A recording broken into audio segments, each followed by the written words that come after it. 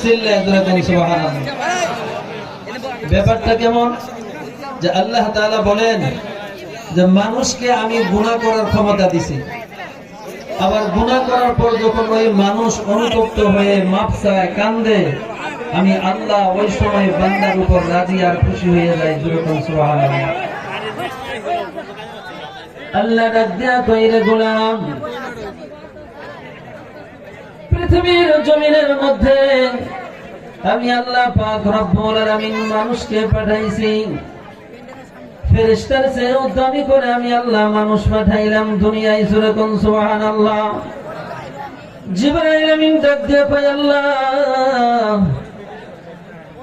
আমার জানতে ইচ্ছা করে, বলো তো আল্লাহ আমার চাইতে দ্রুত কেউ চলতে পারে নাকি? আমি জিবরাইল যেদিন নবী ইব্রাহিম তার সন্তানকে জবাহ করার জন্য ছুরি ধরেছিল, আল্লাহ তুমি যখন আমাকে হুকুম করেছিলাম ওই সময় আমি সিদরাতুল মুনতাহায় ছিলাম।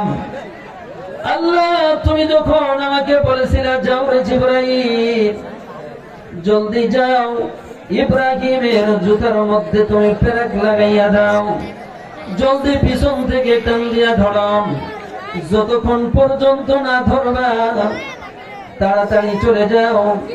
যদি ইব্রাহিমকে না আটকাইতে পারো ইসমাইল কুরবানি হয়ে যাবে সারা পৃথিবীর জমিনের মধ্যে। আমি আল্লাহ পাকের রুল জারি হয়ে যাবে, প্রত্যেকটা মুমিন ব্যক্তির জন্য প্রথম পুত্র কুরবানি দেওয়া ওয়াজিব হয়ে যাবে। জিবরাইল ডাকতে বলে, আল্লাহ তুমি আমার হুকুম করছো গো মালিক,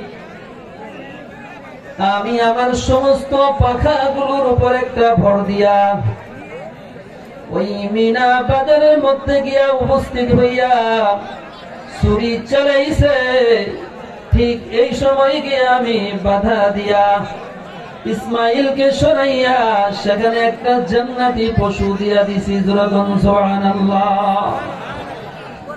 আল্লাহ আমার জীবনে যতবার দ্রুতগামী চলছি, আমার জানতে ইচ্ছা করে গো মালিক আমার চাইতেও দ্রুত চলতে পারে কোনো কিছু এমন বানাইছো নাকি? কে বলে? জিবরাইল বলে।